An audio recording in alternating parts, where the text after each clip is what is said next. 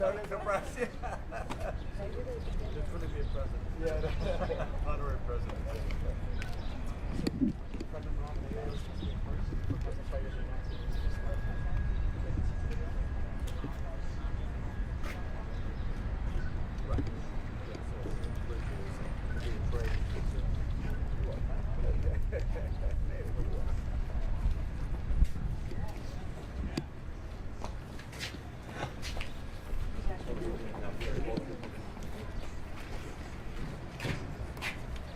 Yes, good afternoon, ladies and gentlemen. Thank you for being here with us, for attending this special day. Most importantly, it is indeed my honor to have Nancy Pelosi, the Speaker of the U.S. House of Representatives, here in Laredo during our 122nd annual Washington Birthday Celebration. Where she's to my right, to my left, of course, our Congressman Henry Cuellar. I am Pete Saenz. I'm the mayor of the city of Laredo. Our city, as some of you all may know, and I'm sure she knows, because if Henry's here in Washington, which he is, she hears a lot from Henry. We're the #1 inland port in the entire United States. Each day, we have an estimated 16,000 trucks that traverse our Laredo port, and this is every day, ladies and gentlemen. And Port Laredo ranks second in the nation behind the Port of Los Angeles. To put it in perspective, we are second out of 450 airports, seaports, and border crossings throughout the entire U.S. Laredo averages above 214 billion, and that's with a B, in trade and value every year, ensuring that American businesses and consumers have the goods and that they need, and also to stay competitive. And of course, what helps is these trade agreements that we have with countries all over the United States, and primarily with Mexico. Our biggest trade partner, as you all may know, is Mexico, which you can see located just across this bridge and across the river. Our city and our country have a long history and mutually beneficial relationship with Mexico, primarily built on trust. Our city of Laredo and the entire border have received increased attention recently regarding the issue of border security. I want to clarify, there is no national emergency on the border, ladies and gentlemen. We truly believe in securing our border, and we thank all the men and women that protect our ports of entry, as well as the areas between those ports of entry. Our disagreement is in the approach as to how to secure our border better. For this reason, the city of Laredo has consistently proposed a virtual wall, a smart wall. However, if a physical wall is required, is imposed in this area, then we propose a bulkhead proposal that we have shown to the Speaker, Pelosi, and we hope to show this proposal to our leaders in Washington. I draw your attention, for your benefit, to the posters and the images that we have here to the side. This won't take long. This is the proposed bulkhead proposal. As you can see, here's a river area, and this is what we're proposing. It would have a road area by the river's edge, which would provide access, to Border Patrol, and of course, whoever cares to use that road with Border Patrol's permission, and also it contains a vertical component to it, which it's unscalable. So that's that physical structure portion of it that would prevent people from actually climbing or scaling the wall there. And of course it enhances the area. We have a hotel, the mall area. This would be in the area, our urban area here. As you can tell, Laredo is very unique. We face Nuevo Laredo. The actual span that actually either unites us or divides us, according to some people, is a river span. And so it's important to us to remain sensitive to the needs of our community. And we are truly indeed a community that embraces trade, culture, and of course economy development. The bulkhead is an effective barrier, and it's aesthetically pleasing. I draw your, and of course we also draw to the point that that it allows us to truly utilize the entire urban area that we have without necessarily disrupting our ecosystem, our parks, our people's access to recreation activities by the river. Again, it is indeed a pleasure, my honor, on behalf of the City of Laredo and City Council, to have Madam Speaker Pelosi with us, visiting our great city of Laredo. And of course, we also thank our U.S. Congressman for inviting her to join in the festivities during our patriotic Washington birthday celebration. With that, I want to invite Laredo's son, our U.S. Congressman Henry Cuellar, to introduce our Speaker of the United States House of Representatives. Congressman. Thank you so much, Mayor, and of course, Madam Speaker. It's always a pleasure having you. Speaker Pelosi has been to Laredo many a times to enjoy our more than 120 years of celebration, where we celebrate the birth of our founding father, George Washington, and Martha Washington. So she's been here so many times in the past. And one of the things that we always emphasize, and she agrees with us, is the vision that we have of the border. There are some people that see this as a crisis, but all I ask you to do is look around and you don't see the crisis that somebody might see. The border is a place for community. It's a place for opportunity. It's a place to grow a family. It's a place to raise a family, send your kids off to school, start a business. This is the vision of the border that we have.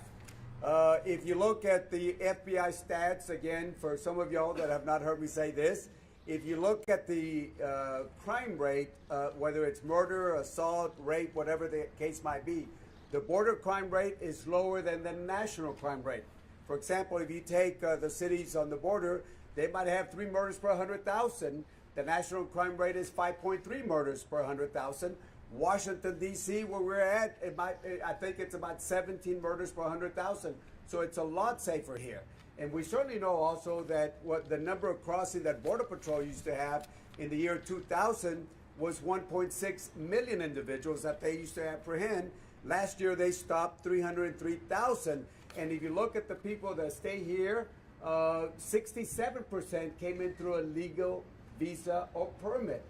Okay, nothing against our Canadians, but if you look at the visa overstay, you know where they're from? Canada. Canada. Now, I'm not advocating for a wall in the northern part, but those are the figures that we're looking at. So, again, in our place, as the mayor said, every day there is, between the U.S. and Mexico, $1.3 billion of trade. That's over $1 million every single minute, over $1 million. Laredo handles most of the trade that the mayor talked about. The other thing is, we do have a lot of Mexicans that come into the United States. In fact, last year we had 18.9 million people from Mexico that came over, but they came over as tourists. And those people that came over spent over $20 billion, monies that they spent at our hotels, restaurants, malls, so therefore creating jobs on the overside, on our side. So again, the reason we say this is because the Speaker and I agree on the vision that we have for the border, and certainly she understands that the Rio Grande, or the Rio Bravo, as our amigos en el otro lado de Mexico, does not divide us, but actually unites us as two countries.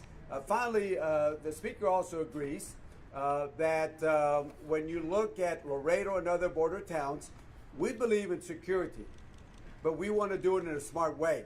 We believe in securing our country, but we want to do it in a smart way and not using 14th century solutions called the wall. Because here in Laredo, the Speaker agrees with the mayor and I, we rather build bridges, and that's why we're at this bridge. We rather build bridges than build walls. So, ladies and gentlemen, I would ask you to please join us to give Speaker Pelosi a good welcome. Thank you so much. Good afternoon. Thank you very much, Mr. Mayor, for your kind words of welcome, Mr. Cuellar, for your invitation to be here, and for your tremendous leadership in the Congress of the United States. I love coming here in this week that we observe the birth of our presidents, in particular George, our founding father, and our founding mother, George Washington and Martha Washington. Since the first time I came here for this observance, I have bragged about how patriotic Laredo is, a city that is 96% Hispanic. That's a source of great pride. But to be that proud of heritage, but deeply patriotic, is an all-American idea. And I like to tell people all around the country, you may have been to observances of Washington's birthday or President's Day, but until you're in Laredo that week to see the series of events, the great emphasis that is placed on it, you haven't seen one of the most patriotic observances of our founding father and mother. And that, the purpose of our visit now is to celebrate our country's origin, to celebrate our country's diversity. Those founders said to us, "E pluribus unum," from many one. They couldn't imagine how many we would be or how different we might be from each other, but they knew we had to be one country. And this area is so supportive of that value of our founders. I'm pleased to be here at a special time, at a time when there's a challenge to the vitality of this area. When I come here, I see it as the future, and present too, but as the future. The young people here with their aspirations for education, the aspirations of people here for entrepreneurship, the hope, the courage, the determination to make the future better really makes America more American.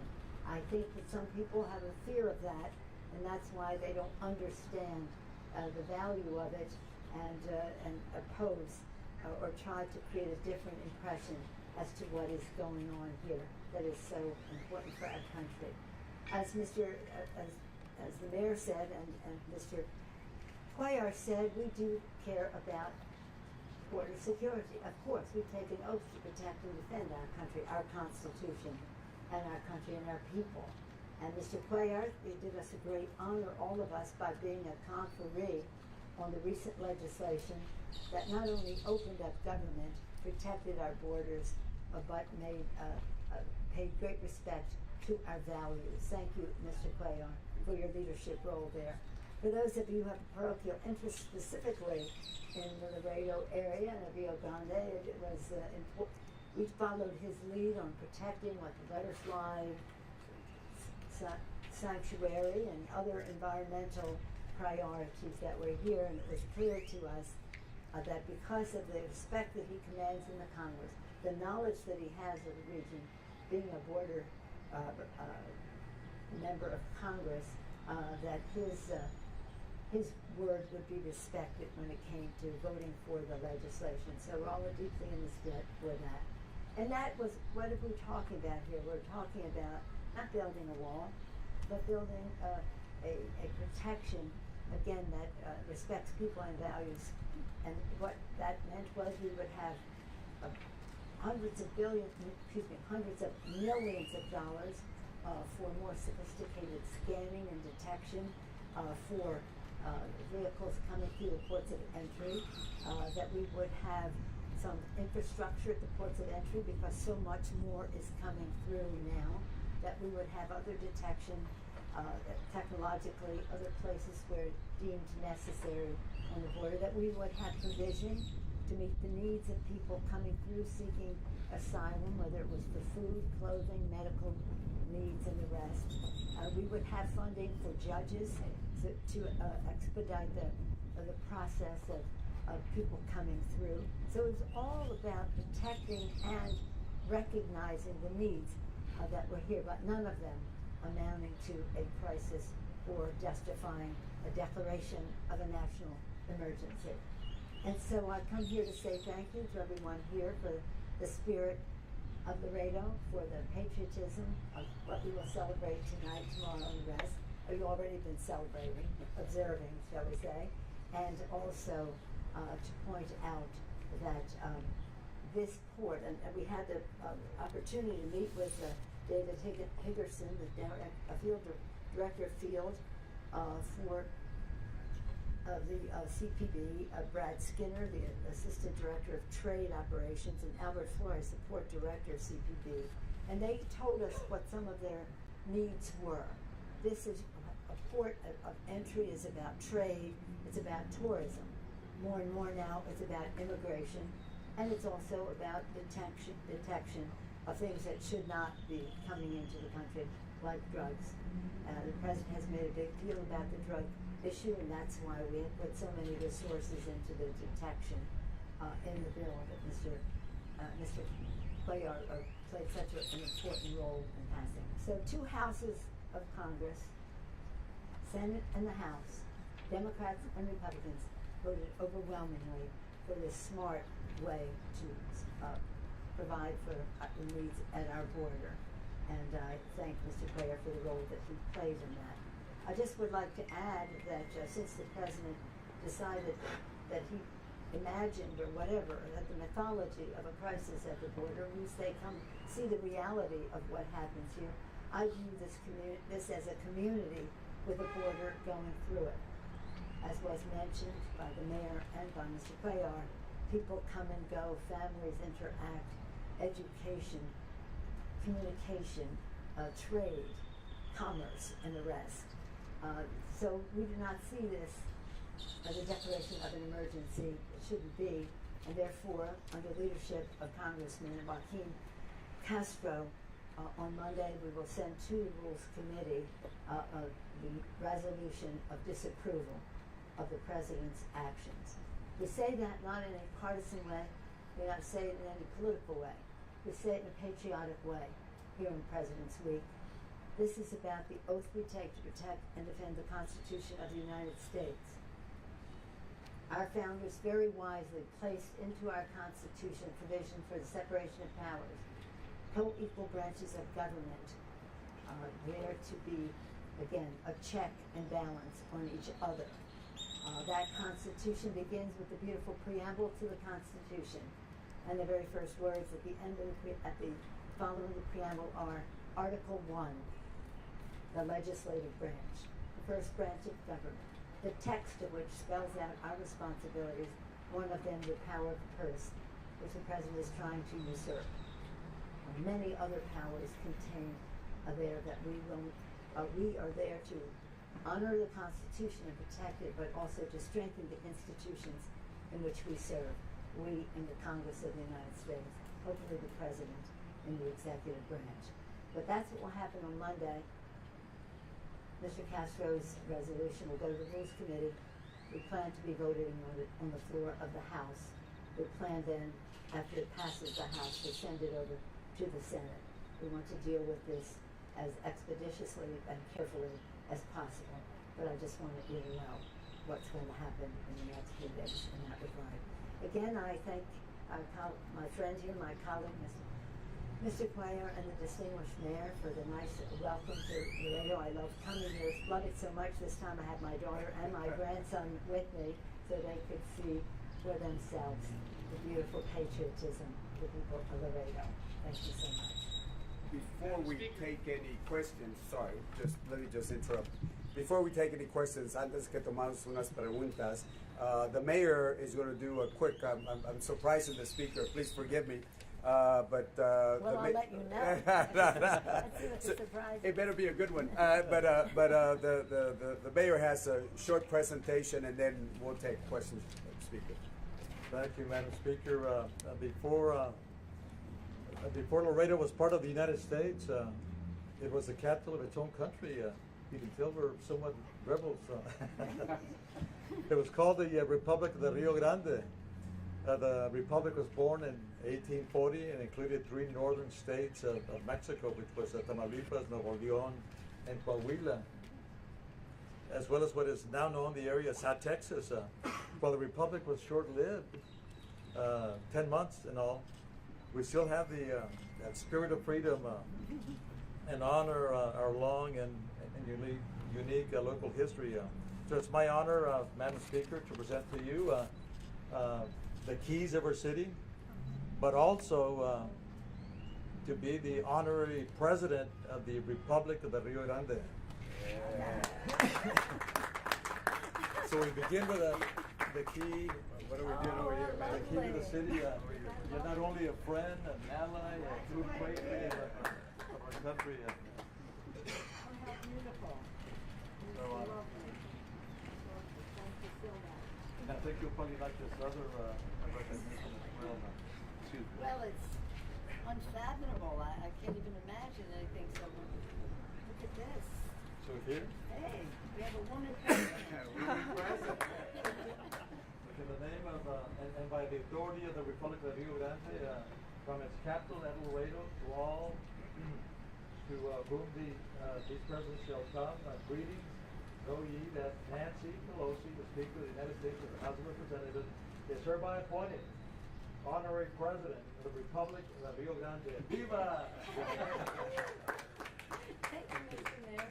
That's just an unfathomable honor, and I hope that there are many other honorary presidents to share this honor with. And this key is quite formidable. I will display both of these honors with great pride in the Speaker's office in the capital of the United States. Thank you so much. Really an honor. Thank you. Thank you. All right, questions? Madam Speaker, your resolution to terminate the national emergency has a very good chance of passing the House, much more difficult in the Senate. How are you going to get Republican senators to go along with it? My responsibility is in the House of Representatives. We want to show them that we were ready. Let me just say about Congressman Castro, chair of his Congressional Hispanic Caucus, representative of this great state of Texas, which has the longest border with Mexico of any state in our country. He knows the subject, and he started weeks ago to put together this very succinct resolution, hoping that it would not be necessary, but prepared in case it were. So it is just a one-page resolution, and I thank him for his leadership so that we were ready to move as soon as I got the letter from the president that he was doing. That's how it works. He sends a letter to the leadership of the Congress that he is declaring an emergency, and then going from there. So I think some of the arguments, not making argument to the Senate, that's not my responsibility, but the case to be made to American people is that, first of all, we have a constitutional responsibility to protect and defend the Constitution. To do anything less than overturn this action by the President, we would be delinquent in our duties as those who take an oath to protect the Constitution. Second of all, there is no emergency at the border. It's a mythology of the President, not a reality at the border. And so people have to realize that. And that third, when he tries to usurp the power of Congress for spending, he does so at considerable cost to his own effort. Those in the military don't want the money taken out of the defense budget for a purpose that is clearly not a defense purpose. And so when people see the opportunity cost of the money that the president is taking away, he makes a good argument the president makes a good argument for us, to the American people and to the senators, that this is not the way to go. I think there's evidence that they don't even know what they're doing, because they thought they were taking over $2 billion out of one account to spend elsewhere, and they found out that except for $80 million, that money had already been spent.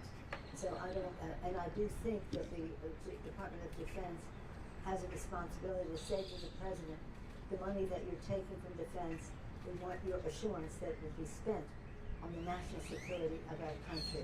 A methodological crisis at the border does not meet that standard. But I'm only responsible for the House of Representatives. We'll have a good, strong vote. The bill will be brought to rules Monday, brought to the floor shortly thereafter, sent to the Senate immediately, and hopefully to the President's desk immediately after that. Madam Speaker, Madam Speaker? yes. The Democrats, madam, have supported and funded fencing in the past. Why have such a hard line against it now? Some Democrats have, and no one has said if there's a place along the way where there might be some material fencing, that might not be acceptable. But that doesn't mean building a wall. That doesn't mean building a wall. A wall is not effective. It's very expensive. It's nothing more than a campaign applause line for the president in one of his speeches. It has no merit in terms of effectiveness, cost effectiveness, and does not support the values of our country by building walls between countries, rather than smart border security, where there needs to be more roads, more infrastructure, and the rest. Put it there, but don't build a wall. Madam Speaker, the Border Patrol agents from this area say they want to show you why they want a wall here. Have you met with them, or do you plan to meet with them? So, because they have that argument, and if you could please respond to that, Madam Speaker. Second part of my question: 55 miles are going in the congressman's district in Stark County. What's the message to them if you say that a fence, call it a fence, wall, levee, whatever it is? You say that We've could never be been against balance. opposed to some levies and, as I say, where appropriate, some infrastructure. But I've not had anybody make a case to me that is convincing that a wall is the way to go. Including Border Patrol? I haven't had Look, let me haven't gotten that. let me give you this about Border Patrol. I support Border Patrol. In fact, Border Patrol has been losing more people than they're hiring, and that's why we put retention money to hire them. But I always ask the question about Border Patrol: are you asking pre-2012 or post-2012? You know what I mean by that? Before 2012, their position was, quote, building a wall will be a waste of taxpayers' dollars, okay? Because people will dig tunnels, and I think they found 290 tunnels, or they can use their drones. There are some drones that can carry up to 500 pounds of drugs, or you can put a ladder, and with $100 that would take over. So I always ask the question, is that pre-2012? Because look at what Border Patrol, their position was, quote, a waste of money. So again, it just happened to me they changed their position, but before that they were against it. It happened. It happened. So again, we believe in border security, but we want to do it in a smart way. We want to do it. I have asked every Border Patrol chief this question, and I want you to ask them this. I've asked them from Bush, I've asked them Obama, and Trump's only a Border Patrol chief also. How much time does a fence or a wall buy you? All of them have said this thing, quote, a few minutes or a few seconds. So therefore, are we going to spend billions of dollars when all I have to do on a wall, when all we have to do is just buy a $100 ladder and take care of that? So again, we want to be smart on how we secure the border. That's why, we want to hire more Border Patrol, make sure we have the technology, because if you want to stop drugs, it's right here at the ports of entry. If you want to stop people, 67% of the people come in through legal visa. So the wall or the fence is not going to stop itself. And if you're going to hire more Border Patrol, are you going to do what the president did? He put out a $297 million contract to a vendor to show him how to hire Border Patrol. So the first payment they made was $14.8 million. You know how many Border Patrol they hire with $14.8 million? Two. Now, I don't know if one of them is Captain America. I don't know who they are. But if you're going to spend $14.8 million, you better do a better job. And this is why our approach, make sure that we hire them, make sure that we give them retention money so we don't lose any more Border Patrol. And to help the Border Patrol also is important to reinforce and with some infrastructure the ports of entry. What we heard today from some in the Border Patrol was that their purpose has been trade and tourism, and now it's more there's so much more immigration needs here, and so whether it's additional facilities to accommodate the people coming in, as I mentioned before, food, clothing, and medical assistance. That helps the Border Patrol because this isn't what their job was before, and now it's a change in nature. So to keep their morale up, it's important for them to have the resources that they need that match the challenge that we have here.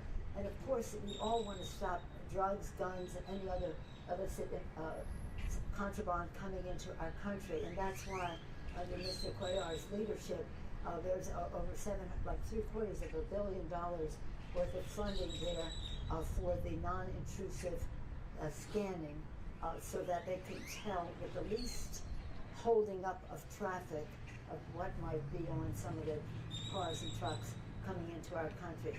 So if we want to help the Border Patrol, some of the things we need to do is to make their jobs easier with the technology, with the facilities, with the resources and the personnel in order to get their job done. There isn't going to be a wall. Last question. Madam Speaker, President Trump said he would 100% veto the measure that you're trying to pass on Monday. That being said, does that change your plan at all? And do you have anything to say? It doesn't change my plan at all. Let me be very clear. The President's attitude is not going to color whether I honor my oath of office to uphold the Constitution of the United States. I wish he would have the same dedication to that oath of office himself. But we will be fighting him on this usurping of power, of violating the Constitution of the United States in the Congress, in the courts, and with the American people. So this is a path I would not recommend you go down. I don't expect him to sign it, but I do expect us to send it. Thank you. One last question. Una en español, por favor. México, señor Pelosi, Mayor, México es el principal socio de la ley como puerto, es su amigo. Mañana se van a dar un abrazo en el puente. ¿Qué tanto va a lastimar las relaciones por México construir un muro? He says that Mexico is a great one for the United States. In fact, tomorrow we're going to be doing the abrazo. How much will this damage our relationship with Mexico? Well, the final answer to your question, how much will it damage our relationship with Mexico to build a wall? I think that it's clear that this is not an act of friendship. This is, as we have discussed earlier today, Mr. Mayor, if you were there too, we talked about we are all in one hemisphere. We're neighbors, let's be friends. Let's respect each other in this hemisphere.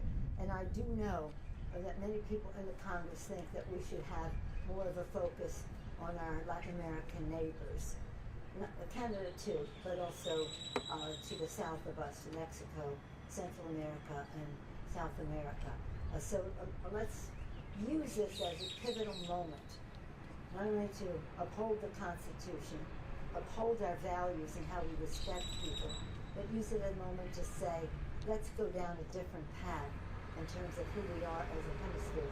We're all called Americans, North or South Americans. Let's respect each other in that way.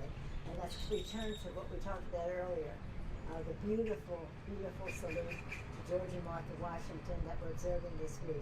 And I look forward tomorrow to engaging on the bridge with our friends from Mexico who are coming to meet us halfway. And we wish to meet them halfway as well. So yes, if you look at what we start off, this is a matter of vision of the border, how we see the border. With all due respect to the president, last time he was in the valley, he looked around for a little while and said, I've seen enough, we need a wall. There's crime, there's this and all that. To show you our vision, tomorrow the speaker, the mayor, myself, and other officials, we are going to meet our counterparts in the middle of the bridge to do the abrazo ceremony, which means it symbolizes a friendship between the United States. Those are the two visions how people see the border. I think our vision is the right way to see the border. Thank you so much. I know the speaker has to go. Thank you so much. Thank you.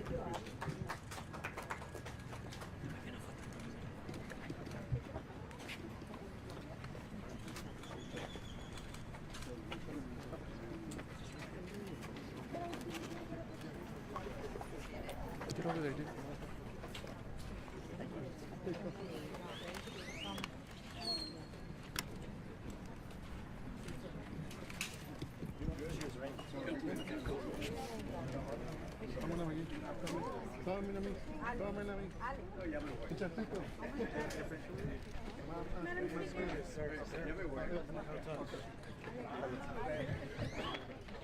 Speaker.